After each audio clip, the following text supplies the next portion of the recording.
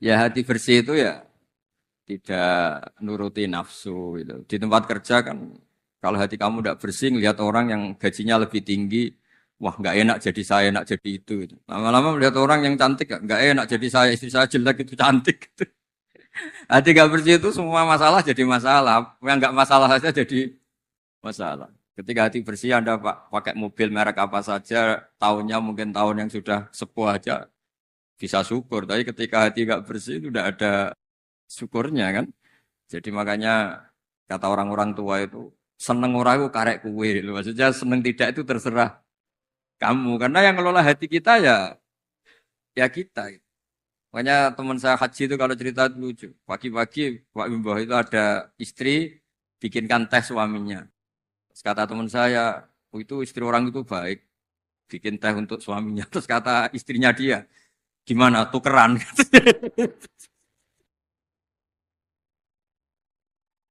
Ya sama, nanti kalau kamu di tempat kerja tidak baik ya melihat pimpinan iri, melihat atasan iri, melihat orang cantik iri, melihat orang yang lebih mapan iri itu kan tidak ada selesainya itu. Ya makanya kata syukur itu segala-galanya menurut saya tadi kata ya syukur itu segala-galanya. Orang bisa asik apa saja itu karena bersyukur itu sudah yang lainnya enggak itu. Makanya ya semuanya bersyukur. Enggak ada solusinya di luar itu. Makanya solusinya syukur. Coba misalnya kita orang Indonesia melihat Amerika atau Swiss atau mana saja, apa ada siap jadi orang Swiss? Di sana dianggap imigran, sudah gitu dianggap pendatang, eksistensi kita. Mendingan jadi orang Indonesia, karuan warga negara kita, daripada ngeluh membanding-bandingkan dengan negara lain, mendingan bersyukur jadi warga apa? Indonesia. Karena Anda disuruh jadi warga negara sana juga agak siap. Gitu. Sudah gitu wajahnya dipertanyakan, ini wajah Swiss apa Solo? Kan malah jadi panjang. Gitu. Masih ngurus warga negara macam-macam. Sementara kita di Indonesia langsung jadi penduduk sah. Semuanya kata kuncinya itu syukur tadi. Hati resik itu ya maknanya syukur. Saya kira. Assalamualaikum warahmatullahi wabarakatuh. Nahmaduka ya ghafuru ya syakuru wa salli wa sallim wa barik ala sayyidina maulana Muhammadin wa ala alihi wa sahbihi asmain nama ba'du. Semua Dewan Komisioner OJK yang saya hormati, wabil khusus Bapak Ketua Dewan Komisioner OJK, Bapak Wimbo Santoso, Bapak Ibu Wakil Ketua, Ibu Nur Haida, dan semua anggota, Kepala Regional Jawa Tengah, Bapak Aman Santosa, tidak lupa teman kami, Gus kami, Kiai Haji Tas Yasin, semua teman-teman yang ikuti virtual, salam kebangsaan, salam semua. Ini diminta ngaji ya Pak, merawat persaudaraan kebangsaan. Saya sering punya tamu mulai polisi, mulai pejabat, ya mulai yang Islam sampai non-Muslim. Saya sering cerita bahwa hal-hal yang jadi fitrah manusia itu ya keinginan dasar manusia itu ya senang damai, senang bersaudara. Karena hal itu fitrah itu desain awal manusia itu suka damai. Jadi kalau untuk konflik itu butuh pemicu, tapi kalau untuk damai itu tidak butuh pemicu. Sehingga orang di mana-mana bisa rileks ya. Rileks di terminal, rileks di jalan, rileks di warung-warung kopi, rileks di kedai-kedai. Nah, konflik itu ya dimulai dari pemicu. Entah rebutan pacar, entah rebutan harta, entah rebutan jabatan. Sehingga karena ada rebutan-rebutan itu terus ada pemicu. Nah itu yang melahirkan konflik. Nah harus dicamkan, ditanamkan bahwa kepentingan berbangsa ini di atas kepentingan kita, di atas nafsu kita, di atas keserakahan kita. Sehingga kita mudah damai. Itu rumusnya kiai-kiai ya. Saat tentu di sini pakai solusi yang ala kiai ya. Karena tentu mereka ingin mendengar versi kiai. Kalau versi polisi mungkin ya tegakkan hukum. Kalau versi bank atau JK ya kalau nasabah nakal ya jangan dikasih kredit lagi. Kalau versi mertua ya kalau mantu nakal ya dipulangkan anaknya ditarik kembali. Jadi versi itu banyak ya. Kalau versi imigrasi ya mungkin dicabut paspornya gitu. Kalau versi Kiai itu melihat dunia ini sederhana.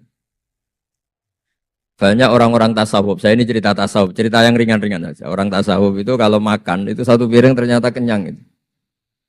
Minum satu gelas ya sudah puas. Ya. Terus dia cerita, ngapain saya butuh uang banyak, uang satu piring ya sudah cukup. Gitu. Kalau tidur gitu ya, tidur di satu kamar ya tidur, bangun ya sudah puas. Oh, artinya Anda punya kamar 100 ya tidurnya tetap di satu kamar. Jangan mentang-mentang punya kamar 100 dibagi 5 menitan itu. Karena eman kalau kamar yang lain nganggur gitu. Artinya kalau punya kamar 1 cukup, ngapain ingin punya kamar banyak. Jadi sebetulnya kalau kita punya rumah banyak itu nambah kebingungan karena yang sana yang rumah siapa, yang sana siapa. Ya kalau dianggap prestasi, kalau dianggap tambah bingung karena mau tidur saja di rumah mana ya. Di kamar mana ya? Kalau miskin kan enak. Sudah itu aja, gak ada banyak pilihan. Artinya dengan cara seperti itu sebetulnya merajut kebangsaan itu lebih mudah. Karena awal dari segala perpecahan, segala konflik itu mau menang sendiri. Sehingga dulu cerita-cerita orang sufi, kalau dengar itu tetangga kamu tidak cocok, partai sebelah tidak cocok, terus ormas sebelah tidak cocok. Itu jawabannya lucu. Sebetulnya saya sebagai manusia kalau ada orang tidak cocok itu tersiksa. Tapi bagus lah. Kalau tidak cocok itu tidak utang saya, tidak pinjam uang saya, tidak pinjam mobil saya. Sehingga jadi gampang gitu. Artinya jadi gampang itu ya orang yang baik sama kamu ya baik. Karena Anda punya mitra, punya teman. Yang sedang nggak seneng kamu juga baik. Di mana-mana orang pinjam uang itu gara-gara seneng, gara-gara cocok. Jadi tidak cocok ya ada berkahnya sendiri. Jadi dengan cara pandang seperti itu hidup itu rileks. Nah, itu kalau teman-teman yang utang itu pasti temennya itu. Ada musuh kamu utang kamu. Jadi musuh ya punya berkah sendiri. Tapi jangan musuh yang sampai nikah, menembak itu enggak berperadaban. Suatu saat Imam Syafi'i itu pernah didatangi orang itu, ketemu beliau cium tangan hormat. Setelah di luar ternyata orang itu mencaci maki. Cara Jawa ngerasani tadi kata Pak Wimbah karena orang Solo itu ngerasani. Ketika Imam Syafi'i dilaporin orang itu di depan Anda menghormati, kalau di luar itu ngerasani itu menghina, ngata-ngatain. Jawabnya Imam Syafi'i lucu. Alhamdulillah berarti saya wibawa katanya. Di depan saya tidak berani. Dijawab enteng saja, tidak dijawab serius. Berarti saya wibawa. Di depan saya buktinya tidak berani. Nah Islam itu ngajari itu semua. Ngajarin ketika kita disenengin orang banyak itu ya poin atau aset. Karena kita harus kerjasama atau sama-sama kerja dengan banyak pihak. Tapi kalau ada orang lain yang sedang tidak senang atau tidak cocok, itu juga ada berkahnya sendiri karena dia bisa mandiri. Itu kalau mantu-mantu itu tidak tukaran sama mertuanya, itu tidak mandiri-mandiri. Disuruh mertuanya mangan ramangan kumpul yuk, tambah suwe tambah goblok gitu, tambah lama tambah goblok. Baru gara-gara terlalu cocok kan. Kalau agak-agak tukaran, agak-agak konflik itu malah cepat mandiri. Sehingga merajut kebangsaan itu ya harus dipikir secara luas. Ada teman-teman yang mungkin nggak mau pulang kampung, maunya tetap di Belanda, di Amerika. Tapi ternyata niatnya menfasilitasi kalau ada mahasiswa yang ke sana, ada yang dijujuk gitu. Ada yang dijujuk, sehingga bangsa ini bisa menimba ilmu di berbagai negara. Termasuk dulu di Mekah itu ada namanya Syekh Mukhtar. Itu semua dulu nggak ada hotel, semua orang haji pasti numpang dalamnya atau rumahnya Syekh Mukhtar. Beliau nggak pulang karena jagani semua yang haji di Indonesia biar gampang. Artinya jangan kira teman-teman yang sedang di Mekah atau di Medina atau di Eropa atau di Amerika terus anti kebangsaan, enggak juga. Ternyata mereka bisa memfasilitasi kita saat kita di sana. Wawasan kebangsaannya juga hanya menjadi fasilitator atau menjadi mediasi atau jadi sarana kalau ada teman-teman ke sana. Begitu juga para wali. Ini cerita, mungkin cerita yang enggak ada di OJK, cerita wali Pak Wimbo. Wali itu kalau disuruh mikir kredit, disuruh mikir cara bantu orang miskin itu ya enggak pati bakat gitu. Tapi komunikasinya langsung sama yang punya. Jadi alam raya ini dengan segala variannya itu milik Allah Subhanahu wa taala. Jadi kalau Anda ingin merubah lakonnya wayang, Itu ndak usah ngerayu Gatotkaca disuruh jadi Semar atau disuruh jadi Bagong itu susah. Mereka nggak mau. Pasti mempertahankan karakter masing-masing. Itu ngerayu dalangnya saja. Ini lakonnya diganti. Nah wali itu gitu. Kalau ngerubah Indonesia itu ya komunikasinya sama Allah. Karena yang mengendalikan alam raya ini Allah Subhanahu wa Ta'ala. Kita tidak bisa mengendalikan pikiran orang. Sering ada orang itu, ini cerita yang ringan-ringan saja. Tapi barokahnya cerita ini nanti gampang merajut persaudaraan. Bapak itu, bapak saya, Kiai Haji Nur Salim, itu paling suka itu sama orang yang agak sombong. Sombong itu ya, ketua RT sudah bangganya Masya Allah. Dia punya motor satu sudah kayak orang paling kaya di dunia. Punya istri yang sebetulnya ada cantik, ya dia ngira istrinya itu paling cantik di dunia. Dia agak ganteng yang merasa paling ganteng di dunia. Saya dulu ya iskal itu janggal. Kenapa sih kok seneng kancanan orang sombong? Ternyata orang sombong itu orang yang paling gampang syukur. Orang gampang syukur. Tapi kalau ketemu orang yang kelihatannya sopan, apa saya hanya RT, apa saya hanya di OJK, saya ada menteri saya ada presiden.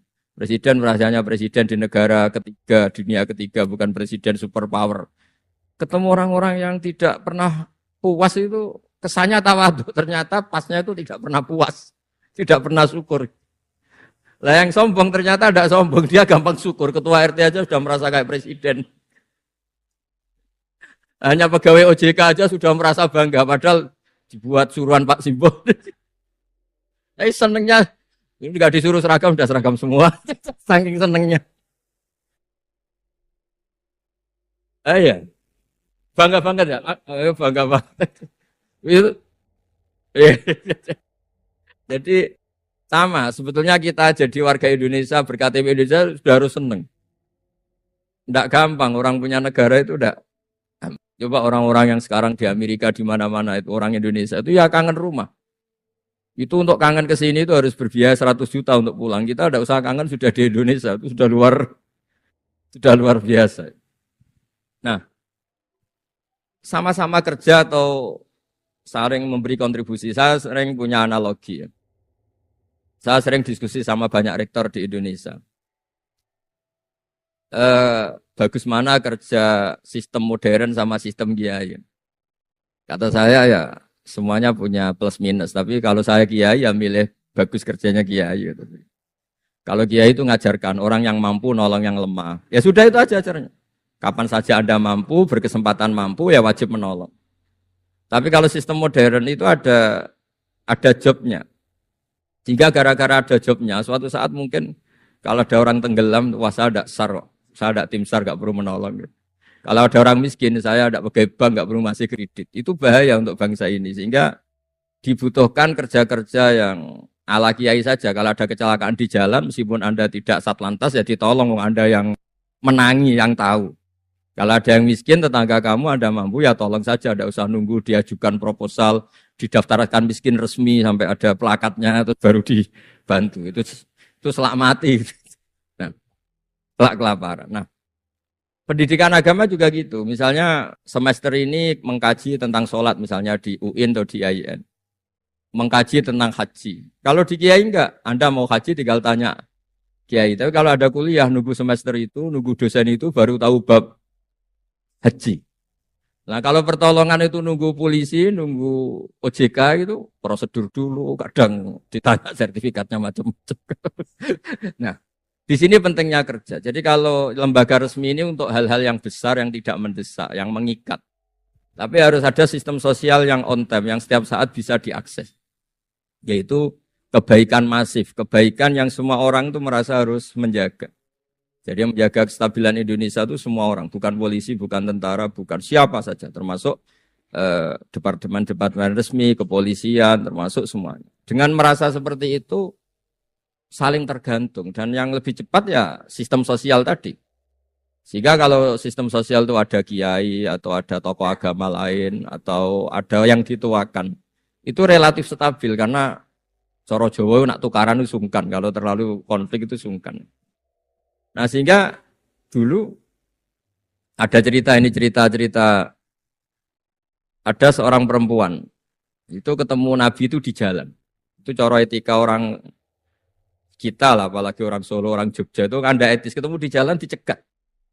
Ya Rasulullah, saya ini punya bapak sudah tua dan kalau Anda haji seperti ini pasti ingin bapak saya itu ikut, tapi beliau sudah tua sehingga tidak bisa ikut. Ini gimana saya harus menghajikan beliau apa enggak? Sama Nabi saat itu dijawab, kalau bapak kamu punya utang, kamu yang bayar cukup enggak? Ya cukup ya Rasulullah. Ya sudah seperti itu. Artinya cukup Anda hajikan. Kemudian oleh Imam Bukhari itu dibabkan lucu. Babnya itu unik. Bab boleh tanya tokoh di jalan. Jadi tidak tentang hajinya, tapi tokoh itu harus siap menjawab pertanyaan meskipun sedang di jalan. Tidak usah nunggu sowan di rumah atau antri inden daftar tamu. Nah, itu jadi pelajaran bagi kita. Jadi kebaikan itu kita wajibkan dulu ke siapapun yang mampu dan berkesempatan. Sehingga kalau kita misalnya ketemu orang tenggelam, meskipun kita tidak pegawai SAR atau tidak yang bertugas di pantai itu, ya kalau Anda mampu, ya selamatkan. Kalau ada kebutuhan tertentu masyarakat, misalnya sakit, Anda berkemampuan minjemin mobil untuk diantar ke rumah sakit, ya kewajiban Anda. Bukan nunggu dinas resmi yang mengambil. Jadi kebaikan yang diwajibkan ke dinas resmi, ya monggo, kita loyal, kita dukung, kita support. Tapi kewajiban yang diwajibkan atas nama agama bagi yang mampu itu tidak boleh hilang. Karena ini yang langsung bersentuhan dengan masyarakat. Coba kemarin pas COVID misalnya. Banyak teman-teman saudara kita yang pulang kampung.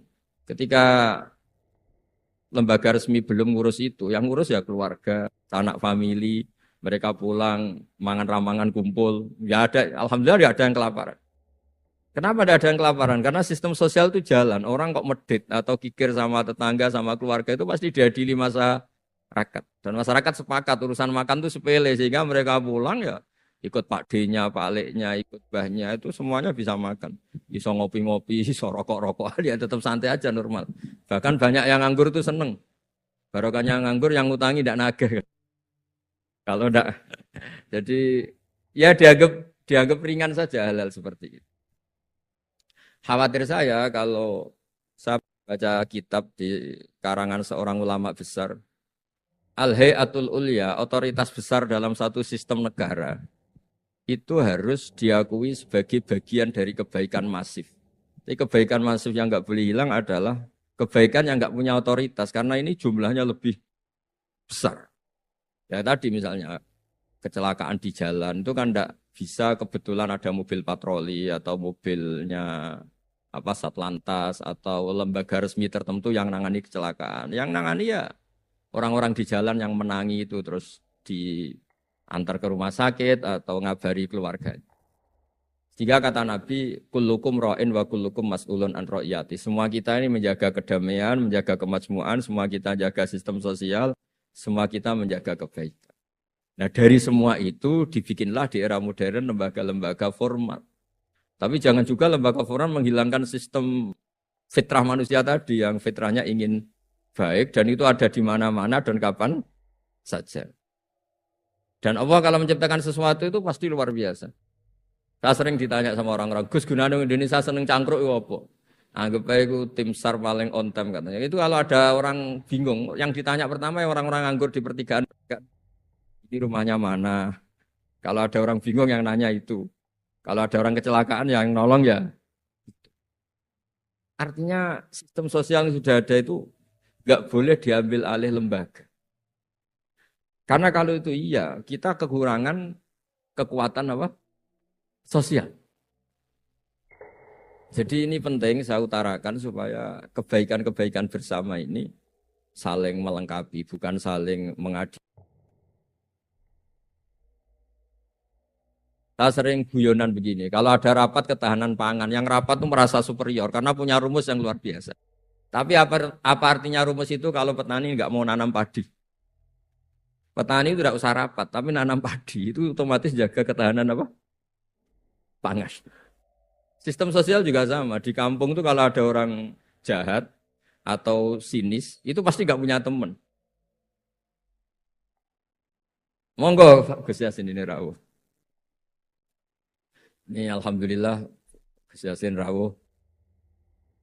Monggo.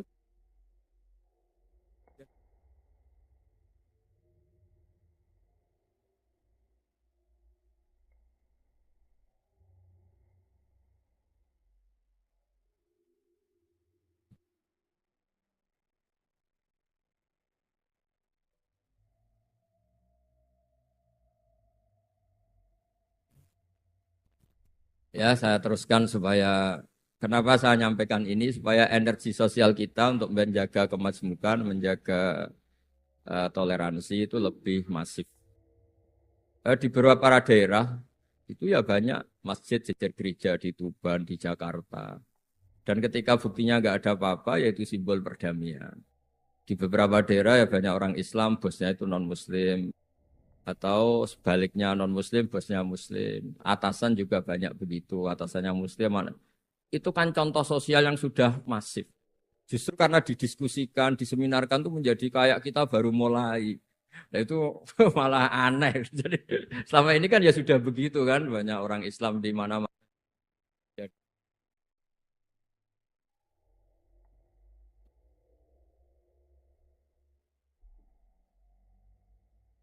Karena didiskusikan tuh menjadi kayak kayak kita ini yang punya rumus, kayak kita yang pencetus.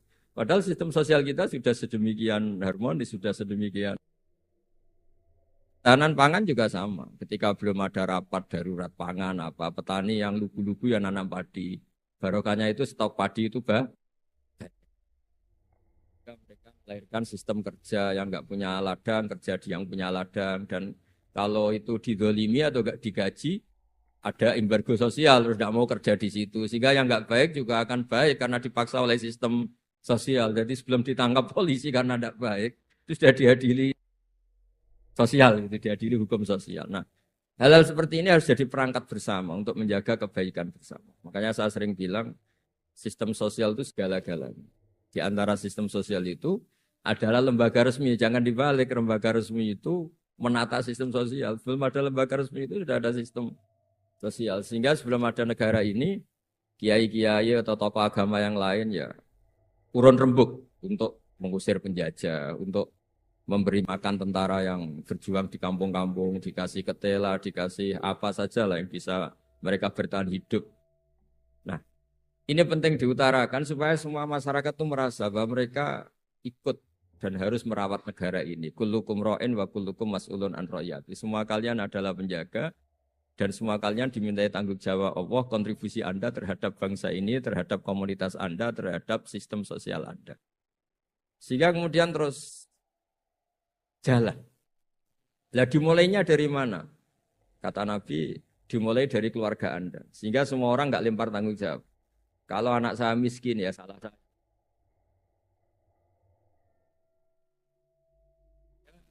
Jangan karena ada sistem modern, setiap ada yang miskin menyalahkan. Setiap ada apa, nyalakan menteri terkait. Itu hukum-hukum seperti itu bikinan kita. Yang yang hukum Allah permanen itu ya setiap anak kita terlantar salah kita. Nah, barokahnya merasa salah itu tidak mudah menyalahkan orang lain, termasuk tidak menyalahkan instansi tertentu atau departemen tertentu. Ini penting supaya orang itu evaluasi, merasa salah. Barokahnya merasa salah itu orang tidak menyalahkan orang lain. Jadi,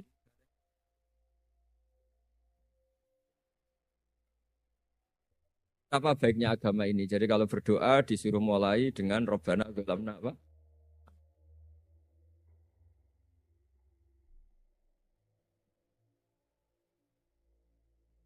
Nah, kalau guyon sering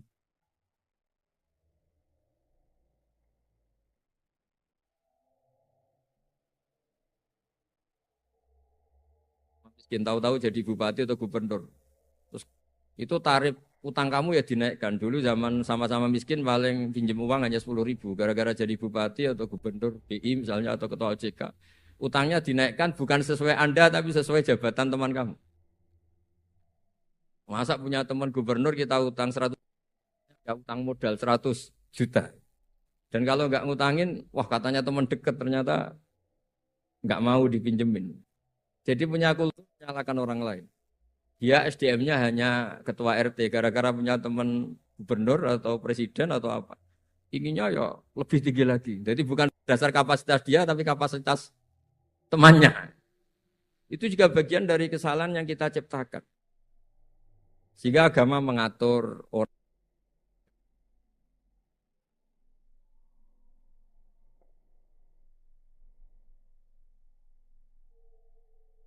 anak kita terlantar, bilang di Pak D sugih ya ora nyafaati, punya Pak D kaya juga tidak memberi syafaat, punya teman kaya tidak beri. Jadi tidak menyalahkan dirinya, tapi menyalahkan teman atau keluarganya yang kaya. Itu juga awal bencana kemajmukan. Jadi kebanyakan nuntut. Makanya Nabi berkali-kali ngendikan ketika kamu di zaman akhir wa alika bi khosayati nafsik wada angka amrol amah. Kalau sudah ada badai, badai apa saja, badai ekonomi, badai sosial atau badai apa saja. Urusi diri kamu sendiri itu bukan Nabi menanamkan egois itu enggak, justru menanamkan kebersamaan. Barokahnya orang itu sibuk ngurus keluarganya sendiri itu enggak kepikiran nyalakan orang lain. Jadi orang kadang salah tafsir itu justru seakan-akan kita diajari untuk egois itu enggak. Berkahnya ngurus diri sendiri, ketika kita sudah terurus tidak membebani sama orang lain. Dan berkahnya ngurus diri sendiri juga tidak gampang mengkomplain orang lain. Karena kita merasa punya kewajiban sendiri.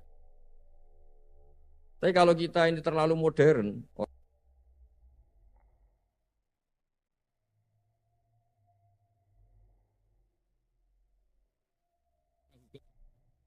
kita berkewajiban tugas itu. Tapi kalau itu untuk alasan menyalahkan, semangat kita menyalahkan.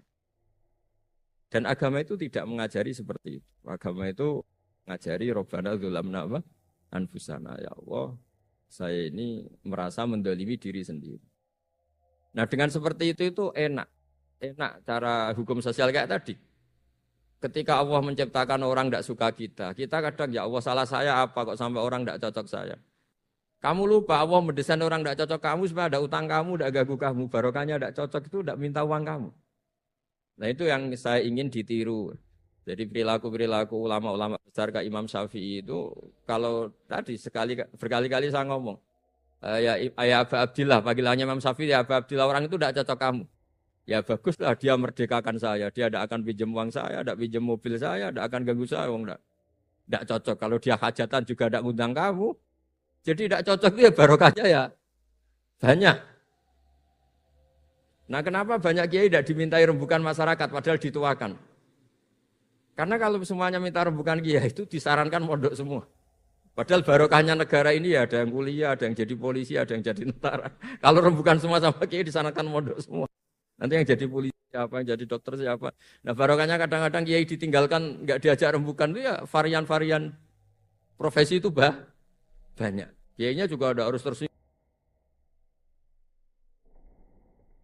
Ya bisa seperti itu ya biasa. Jadi kemajmukan, menjaga kemajmukan itu dimulai dari semua orang merasa berkewajiban menjaga perdamaian ini. Menjaga keharmonisan ini. Tentu dimulai dari merasa wajib pada dirinya. Ini penting supaya tidak ingin menyalahkan orang lain atau terbersit menyalahkan orang. Terus kedua, bahagia dengan dirinya. Misalnya orang yang paling miskin di Indonesia. Itu ternyata tadi saya utarakan, saya punya kitab-kitab tasawuf banyak. Itu lucu dan jadi gampang hidup.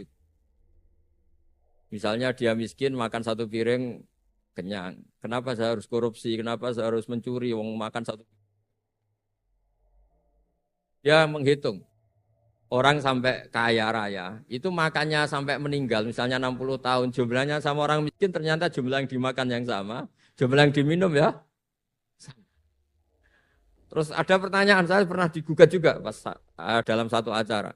Tapi kalau orang kaya ingin apa saja kan kesampaian, Gus. Ingin beli mobil kesampaian, ingin beli pesawat kesampaian. Saya tanya, ya orang kaya inginnya tidak seperti itu. Misalnya, sampai tetap aja ada yang enggak kesampaian. Kadang-kadang, wah enak jadi anaknya presiden, anaknya gubernur, apa saja kesampaian. Banyak juga anaknya presiden mungkin ingin anaknya jadi presiden ya enggak kesampaian. Anaknya kiai ingin anaknya jadi kiai ya enggak kesampaian. Mungkin anaknya jenderal, anaknya ingin jadi jenderal. Nah dia nyontohkannya kan, wah kalau jadi orang kaya itu enak, ingin makan di apa saja kesampaian. Masa orang kaya seleranya hanya ingin apa? Makan. Artinya ada saja yang enggak sama. Jadi Raja Arab Saudi, ada aja yang enggak kesampaian. Mungkin bayangkannya ya ada yang demo, ada yang komplain, semua anak yang diinginkan putra mahkota. Jadi ya tidak gampang kesampaian. Nah, Kemudian dia berpikir lagi. Saya ulang lagi ya. Dia berpikir lagi si orang miskin tadi. Misalnya dia ke hutan atau ke gunung. Wah, enak jadi bupati, gubernur, apa-apa difasilitasin negara. Terus dia mikir, tapi mereka punya atasan. Ditegur atasannya takut, diatur atasannya takut. Kok enak saya nggak punya apa atasannya. Tapi intinya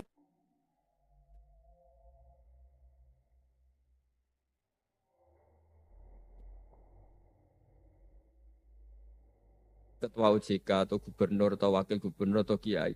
Nikmat tertinggi itu karena melakukan perintahnya Allah Subhanahu wa taala. Kita disuruh jaga Indonesia, disuruh jaga nikmatnya itu subjektif sepihak. Kita puas kalau ingin seperti yang kita inginkan. Itu nggak akan ada puasnya karena nafsu kita itu kalau guyonan orang-orang tasawuf, kamu dikasih dunia seisinya dan lipatannya, tamak kamu atau keinginan kamu itu tidak akan tercapaikan, tidak akan terpuaskan. Karena manusia itu ya sudah nggak ada batasannya. Makanya kalau guyonnya dulu kan ada orang tirakat, kalau megang apa saja jadi emas. Dia bayangkan jadi kaya, jadi top. Ternyata pertama dia megang saka rumahnya, tiang rumahnya jadi emas. Habis itu megang apa lagi jadi emas. Lama-lama megang nasi jadi emas, megang minum jadi emas. Akhirnya dia nggak bisa makan karena dia ingin semua yang dipegang jadi emas. Pas kecapean megang-megang, dia ingin makan, yang dipegang juga jadi emas. Ya akhirnya kan jadi bingung gitu, karena nggak kesampaian kan. Dia kesampaiannya jadi emas, ternyata kebutuhan dasar dia ingin makan malah tidak kesampaian karena yang dimegang jadi emas. Jadi itu kan contoh. Sejahtera juga sama. Anda bayangkan misalnya kalau punya mobil, punya uang tabungan, punya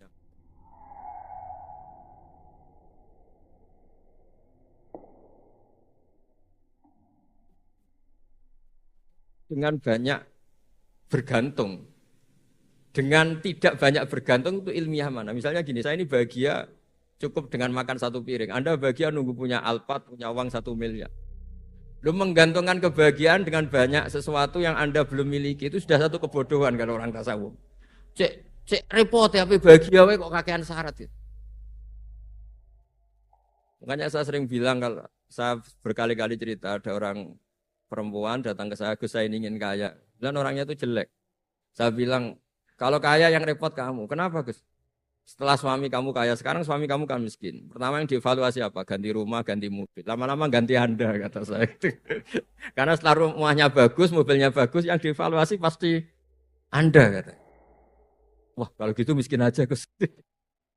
Iya kan? Sudah rumah bagus, mobil bagus, ternyata istrinya. Nanti kalau suami kamu kaya, yang dievaluasi tidak hanya mobil dan tapi nah, ini ya guyon tapi supaya kita ini bahagia dengan diri kita apa? Sendiri. Gitu. Jadi saya mohon semohon-mohonnya semua yang mendengar ngaji ini bahwa agama ini mengajarkan wa'alika bi khossati nafsik. Urus diri kamu sendiri itu bukan mengajari egois itu bukan. Kalau semua kewajiban orang merasa bertanggung jawab, paling tidak bawaannya itu tidak nyalakan orang lain. Dan negara juga agak repot-repot karena semua orang dicukupi oleh orang tuanya, oleh keluarganya. Sehingga negara ini sifatnya hanya membantu, bukan ngurus yang pokok. Tangan negara tidak cukup untuk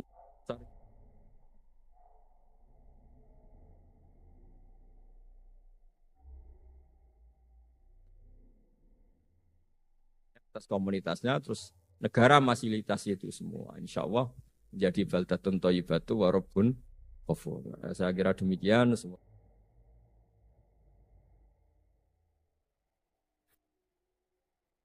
Dulu di antara kebaikan tentu meninggalkan semua dosa, meninggalkan semua maksiat. Itu pasti dianggap kebaikan. Lalu ada beberapa wali, ini cerita ini di Minhajul Abidin, karangan Imam Ghazali. Ada beberapa wali yang karena ingin tidak dosa itu kemudian uzlah. Uzlah itu mengasingkan diri di hutan. Tentu menjadi tidak maksiat. Karena mereka jauh dari gemerlapnya dunia. Niki boten bela Gus Yasin karena wakil gubernur boten, tapi kersane menjadi wakil gubernur sing berdalil, berlisensi. Jadi boten dianggap hanya karir politik, tapi dianggap wakil gubernur sing berlisensi syariah. Kemudian karena orang-orang baik ini di tengah hutan tidak membina masyarakat. Masyarakat ini bisa dibina oleh orang-orang yang macam-macam. Bisa kelompok yang al-ladiniyah, tidak beragama, atau kelompok-kelompok yang sangat-sangat anti kemapanan atau anti kebaikan. Kemudian ulama-ulama yang nyepi niki, sing mengasingkan diri niki, diparani kalian kiai-kiai sing nggih kumpul tiang macam-macam. Yes, kumpul waliul amri, kumpul tentara, polisi, kumpul komunitas yang macam-macam. Tentu dengan asumsi mereka ini orang-orang baik yang untuk mempertahankan Indonesia. Diparani. Niki cerita tentang kitab Minhajul Abidin karanganipun Imam Ghazali. Diparani tentang Gunung Libanon. Karena cerita ini memang cerita ulama-ulama atau wali-wali yang uzlah teng Jabal Lubnan. Kalau dalam bahasa Arab disebut Jabal Lubnan. Karena mereka di tengah hutan, mereka itu mengkonsumsi rumput, mengkonsumsi apa yang ada di hutan. Terus didhawuhi, ya akalatal hasis, taraktum ummata Muhammadin sallallahu alaihi wasallam fi aidil mubtadi'ah. Kamu enak-enakan di sini, menikmati kesendirian, menikmati tanpa problem, tanpa gesekan sosial, tanpa macam-macam. Tapi Anda meninggalkan orang-orang dipimpin al-mubtadi'ah. Orang-orang yang tidak beragama, yang bid'ah, yang mudillah, yang macam-macam. Jadi intinya fikih kados Mbah Maimun yang membolehkan Gus Yasin wakil gubernur dulu Baubab DPR RI, terus beberapa putrane putu juga banyak yang jabat. Itu adalah sanad muttasil bahwa dulu ulama-ulama itu enggak pernah membiarkan negaranya tanpa arah atau tanpa panduan ulama. Karena ketika kita uzlah atau menyendiri, itu artinya taraktum ummata Muhammadin fi aidil mubtadi'ah. Karena membiarkan orang yang misalnya berfaham ekstrim atau berfaham kiri atau berfaham yang tidak positif, kemudian ini membentuk masyarakat kebanyakan. Tapi berkahnya para kiai-kiai yang masih kumpul di instansi pemerintah, kumpul-kumpul di komunitas publik, maka ada pembinaan, ada sosialisasi, ada visi-visi untuk menjaga keutuhan Republik Indonesia. Terus itu pelajaran bahwa ketika kita menghindari kumpul-kumpul sosial atau komunitas sosial, sebetulnya ada sisi negatif. Yaikum taraktum ummata Muhammadin sallallahu alaihi wasallam fi aidil mubtadi'ah. Sebab niku sanad-sanad yang mutasil di kita niku disebut alladzi yukhalitun nasa wa yasbiru ala adhanahum khairun minalladzi la yukhalitun nasa wa la yasbiru ala adhan. Orang-orang baik yang kumpul, yang ikut sosial, ikut berproses sosial dan menyabari ketika kecewa. Itu lebih baik ketimbang orang baik kemudian milih menarik diri dan la yasbiru ala adhan. Lane kados kula sing kula alami teng awak kula piyambak pun tengah-tengah. Kula niku rapati nampa tamu nggih mboten pati nampa pengajian. Tapi saya tetap ngaji terbuka. Tetap punya komunitas sosial, saya masih kerja di Jakarta, di Jogja juga masih punya jamaah ngaji. Karena sekali itu tidak, maka tidak ada sarana ya, atau wacana atau visi atau apalah yang positif untuk ikut menjaga Indonesia. Terus niki kula ngandani teng lare-lare tenggene alumni-alumni mriki bahwa di antara visi terbaik Islam adalah tidak membiarkan bangsa ini rusak. Fi aidil mubtadi'ah. Ya tinggal nanti konteksnya kalau sampai misalnya pikiran-pikiran terlarang ya fi aidihim, tapi apapun itu ngendikane Imam Ghazali, wali-wali yang memutuskan menyendiri dan tidak mau bersinggungan secara sosial karena takut salah, takut dosa, niku diingatkan oleh wali-wali yang lebih tinggi makomnya. Yaitu karena wali-wali yang uzlah tadi disebut ya akalatal hasis taraktum ummata Muhammadin sallallahu alaihi wasallam fi aidil mubtadi. Kemudian cerita terakhir nih ngaji sekedap mawon. Karena ngaji seperti ini itu merapati penting. Sementing itu istiqomah kiai ini. Ya istiqomah kiai ini, wong kiai ini teng Semarang itu ke virtual itu kono apa ya ora roh. Utawa model wali ya ora roh. Pokoke husnudon nonton mawon. Cerita terakhir Imam Ghazali itu pernah memutuskan uzlah. Memutuskan uzlah sampai di masjid-masjid Damaskus, Kila sampai di masjid Palestina. Tapi beliau memutuskan uzlah setelah terkenal ngarang Ihya. Setelah terkenal ngarang Ihya itu semua mufti, semua ustadz itu kalau berdalil, kalau berargumentasi itu bilang qalal Imam Hujjatul Islam Al-Ghazali. Sehingga beliau tidak nyaman, jangan-jangan saya soleh ini karena tertekan nama besar, disebut Hujjatul Islam, disebut Al-Alim Al-Alama. Maka beliau ingin membuktikan kalau solehnya ini individual, meskipun sendiri juga tetap soleh. Beliau uzlah, tapi di tengah-tengah uzlah itu beliau mimpi ketemu guru-gurunya, terus digojlok. Ora ana ceritane, wong apik iku urip dhewean, wong apik dhisik-dhisik iku wa udzu fi sabili. Tersakiti dalam jalan saya kata. Kalau kamu sendiri itu Anda tidak ngalami udzu fi sabili. Dia maksud kula niki mboten bela Gus Yasin. Gus Yasin wakil gubernur ya macam-macam. Wos, partainya ya macam-macam. Ya jarani mampu partai ini sebutan Gus Yasin putrane Mbah Mun kiai teng Pondok Anwar 4 ngoten. Tapi apapun orang salah paham itu bagian dari dinamika berislam. Ini disebut wa'udhu napa? Fisab. Lane Mbah Maimun itu sering kagum kalian Said Ramdan Al-Buti, kata beliau yang sering dikenang itu. Ini ya gurunya Gus Yasin. Beliau mudaroh ya, atau bahasa gampangnya mujamalah napa mudaroh. Sementing jangan sebut taqiyah. Niku sholla ala kaifiyati Syiah. Itu berpuluh-puluh tahun hanya karena ingin ahli sunnah itu tidak dihabisi di Syria. Jadi cara Jawa niku radi basa-basi kalian zaman itu Hafid Asad supaya sementing Syria itu tetap mayoritas ahli sunnah wal jamaah. Itu mirip, ya tentu dengan kefiah yang berbeda, dengan cara yang berbeda, mirip bangun. Aku tak riwangi ngene iku ben santri tetap diregani. Jadi dulu entah namanya mudaroh atau mujamal atau apalah dalam disiplin-disiplin lugat itu semuanya itu demi Indonesia, demi masyarakatnya, masyarakat yang kita asuh. Sehingga suatu saat Mbah Mun itu sering tanya gini sama saya. Mesir yo negara hebat, Syria yo negara hebat. Tapi kata Mbah Mun itu hebat Indonesia. Karena Indonesia itu kalau salah, itu tidak sampai chaos, yaktulu ba'duhum ba'du, tidak chaos yang sampai saling menghabisi. Paling ngerasani mbek gremeng sithik-sithik. Iku cek dosa cilik jare Mbah Mun. Jadi artinya kita yang potensi macam-macam bisa potensi konflik macam-macam karena beda partai, beda sudut pandang, beda perilaku, beda adat istiadat. Tapi tetap kita berkomitmen jangan sampai kesalahan-kesalahan ini mengarah ke yaktulu ba'duhum ba'd. Akhirnya lahirlah model seperti ini, kompromi-kompromi sosial, nopo kompromi politik, nopo kompromi apa saja, sementing tidak yaktulu ba'duhum ba'd.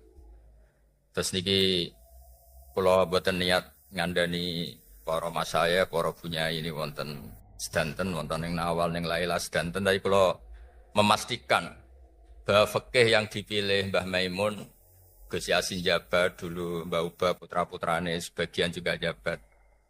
Tentu kita juga mengapresiasi yang nekuni alim alama. Terus Mbah Najih juga menekuni orang-orang yang spesialis ngaji. Terus Gus Rokib, cuma niki nguji iman Gus. Gus Rokib sing kepengin kok Gus Roji apa Gus Roji sing kepengin kok Gus Rokib. Kadang-kadang wis dilem sregep ngoten niku ya rada kepengin jajal-jajal gitu. Ya niku uji nyali niku. Kula niku nak kula kan kakake Umam, dadi kula mboten nate kepengin kaya Umam wong tuwa kula. Terus istiqomah kula luwih kuat. Gus Rokib kan sing jabat wadike, dadi kadang-kadang tergoda perkara terus niki nguji niki. Dados kula suwun ini ditadwin oleh tim tadi yang tukang ngetes tadi, ditadwin, dibukukan bahwa memang kita tidak boleh taraktum ummata Muhammadin sallallahu alaihi wasallam fi aidil mubtadi'. Sekali ini tidak Anda tadwin, dikira karir-karir politik Gus Yassin itu hadun nafsi, itu masalah. Kalau kita tidak mengkaji ini dikira hadun nafsi.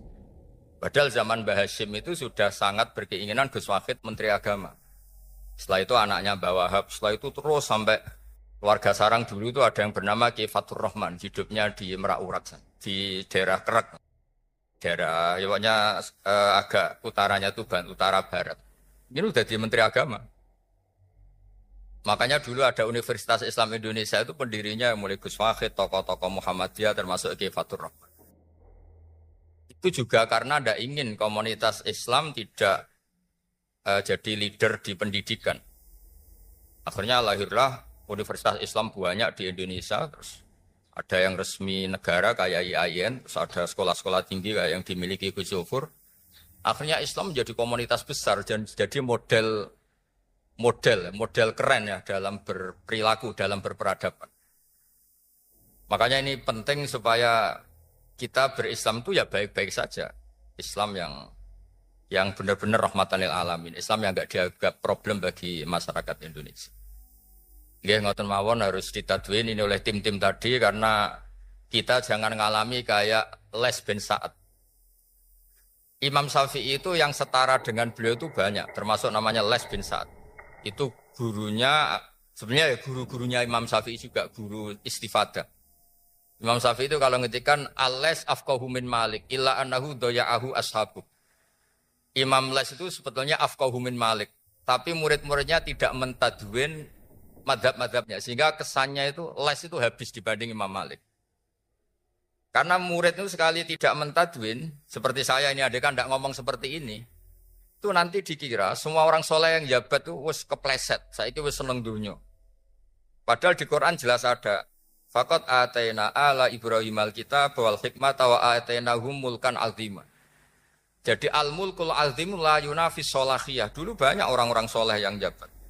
Nabi Sulaiman itu raja, Nabi Dawud itu raja. Tapi tentu bunyai-bunyai hanya suka suaminya raja. Ora usah contohnya bojone akeh, itu mesti menolak itu kalau diteruskan wajah kias. Nah kadang-kadang yang jadi raja inginnya kiasnya itu ya agak sempurna, tapi itu mesti sepihak. Tapi apapun itu khazanah seperti itu harus ditadwin supaya orang ngerti bahwa menekuni satu dunia riasa itu tidak harus buruk.